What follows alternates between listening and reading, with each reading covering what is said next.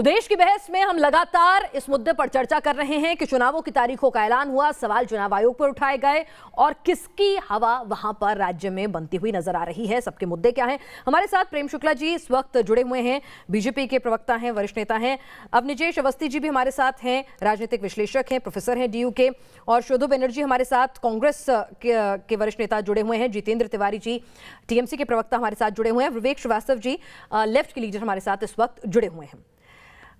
यहाँ पर एक बार फिर से मैं जितेंद्र तिवारी जी आपके पास आती हूँ। ये बताइए कि तमाम राजनीतिक विश्लेषक जो हैं वो ये सवाल उठा रहे हैं, वो ये कह रहे हैं कि जिस तरह से कभी परिवर्तन यात्रा को मंजूरी नहीं देना, कभी ओवैसी की रैली को मंजूरी नहीं देना, कभी आरोप लगा देना चुनाव आयोग के ऊपर, कभी दीदी की जुबान फिसल जाना, ये सब कुछ इसीलिए हो रहा है क्योंकि इस बार उनके नेता उनका साथ छोड़कर जा चुके हैं और चुनावी जमीन जो है उनकी खिसकती हुई नजर आ रही है, इसलिए नर्वसनेस है, उनकी छटपटाहट है। देखिए, मैंने पहले भी कहा कि हर पार्टी की अपनी एक विशेषता होती है और हमारी पार्टी की विशेषता ये है कि ये पार्टी कार्यकर्ताओं की पार्टी है, ये नेताओं की पार्टी नहीं।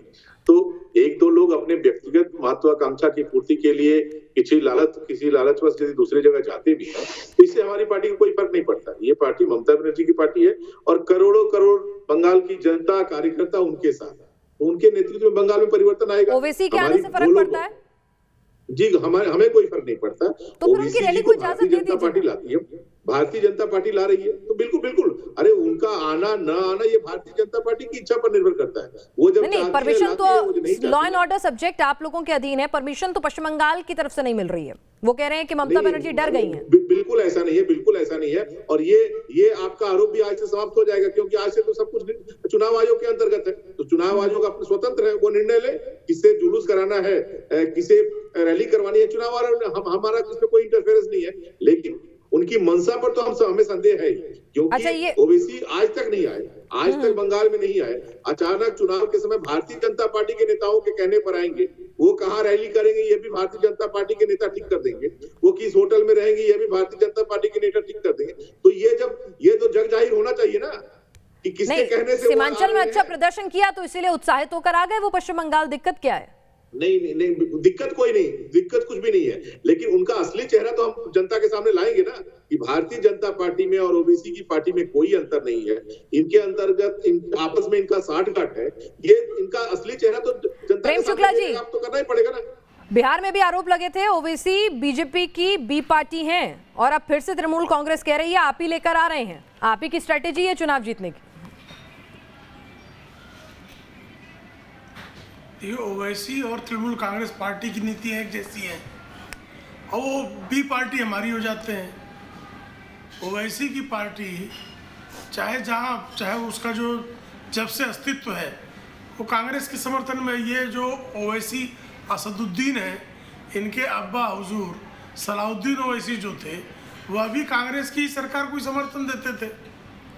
तो कांग्रेस को समर्थन देने का उनका, और तृणमूल कांग्रेस जो है कांग्रेस की से ही निकली हुई एक धारा मात्र है और उस धारा में भ्रष्टाचारियों, हिंसक तत्वों, गुंडों, टोलेबाजों और तुष्टीकरण की नीति से एक उन्होंने बंगाल को सोनार बांग्ला बनाने की बजाय, परिवर्तन करने की बजाय बंगाल को हिंसा के मुख में ढकेल दिया, भ्रष्टाचार के मुख में ढकेल दिया, गुर्बत में मुख में ढकेल दिया। अब उसके विरुद्ध एक जबरदस्त परिवर्तन की लहर दिखाई। प्रेम शुक्ला जी, जय श्री राम और सोनार बांग्ला बनाएंगे के अलावा आप भी तो नहीं बता रहे हो कि कैसे बनाओगे, कौन सी वो नीतियां होंगी? आप भी तो सिर्फ जय श्री राम कहते हुए नजर आ रही है बीजेपी भी, और सोनार बांग्ला बनाएंगे कहती जरूर है, लेकिन कैसे बनाएंगे इसका रोड मैप आप भी नहीं लेकर आ रहे हैं जनता के बीच।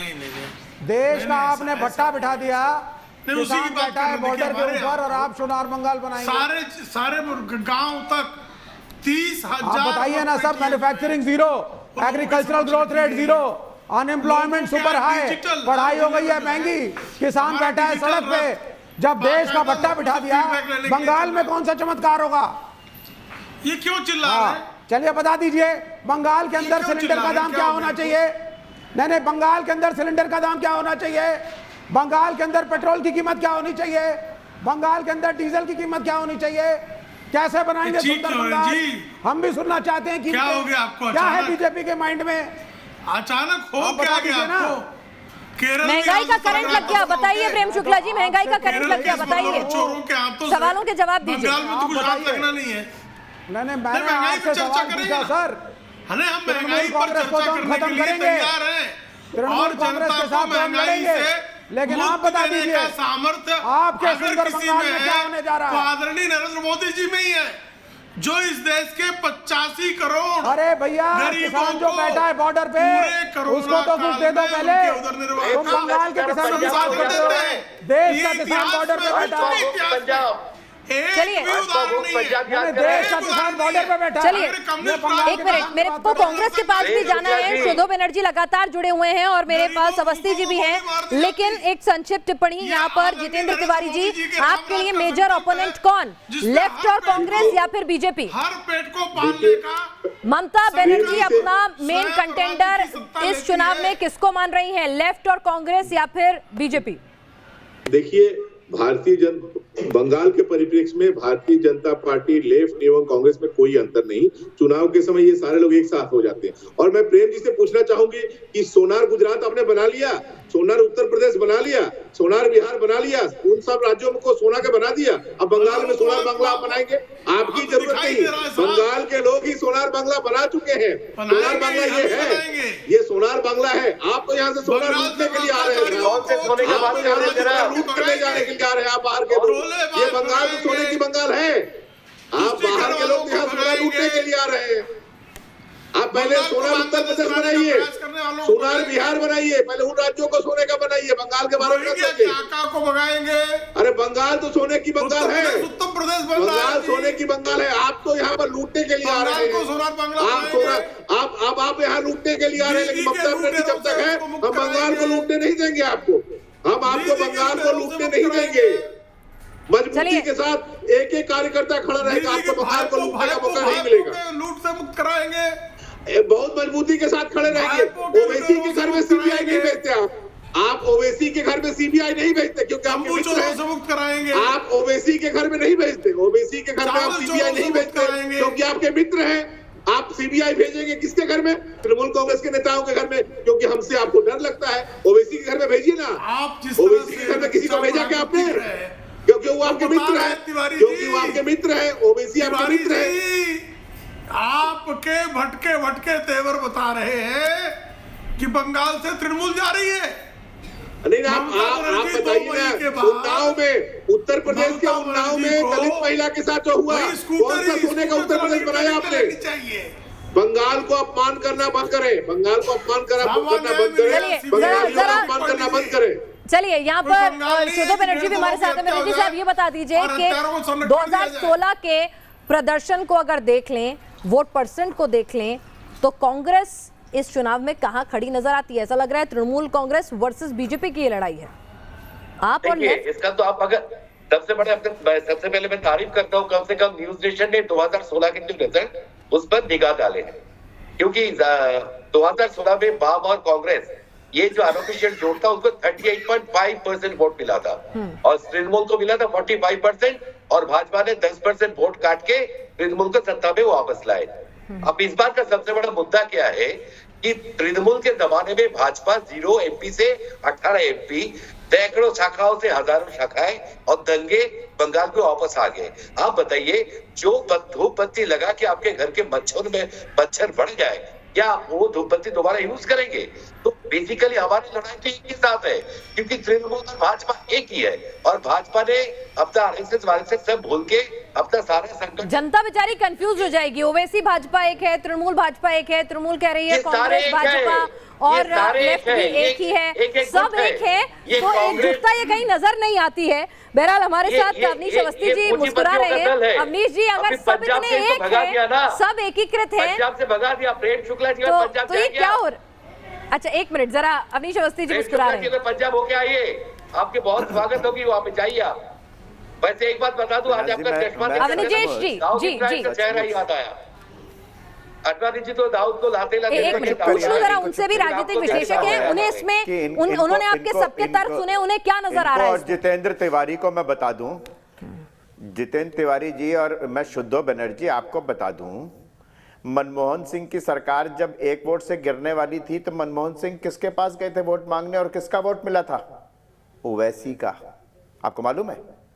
नहीं मालूम होगा, ये आप याद नहीं रखना चाहेंगे।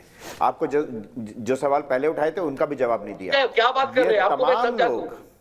तमाम लोग पूरे बंगाल में तृणमूल कांग्रेस, अरे सुन तो लीजिए अरे शुद्ध बनर्जी सुन लीजिए। अब आप, मैं आपको बताता हूं कौन किसके साथ है।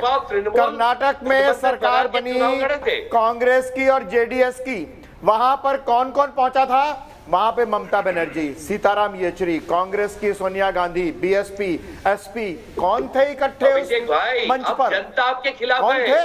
पंजाब के चुनाव कौन थे उस मंच पर इकट्ठे? विवेक श्रीवास्तव की जनता भी भाजपा को कौन थे? जी ना बताओ कौन थे उस मंच पर? बताओ कौन थे उस मंच पर सब इकट्ठे? सुन लीजिए, उस मंच पर सब इकट्ठे कौन थे? कौन एक है? तीसरा कौन एक है मोर्चा बताओ? फिर बनेगा। यानी अब बताओ फिर ना कौन है? क्या सरकार बनेगी, वहाँ तीसरा पे मोर्चा फिर बनेगा। ममता बनर्जी भी थी, आपके कुशाल थे ना वहाँ पर। जैसे डॉक्टर मनमोहन सिंह को जितवाया और लेफ्ट फ्रंट ने सपोर्ट दिया, कांग्रेस ने सरकार बनाई केंद्र में, वही बंगाल में होगा और वही हिंदुस्तान में होगा फिर से।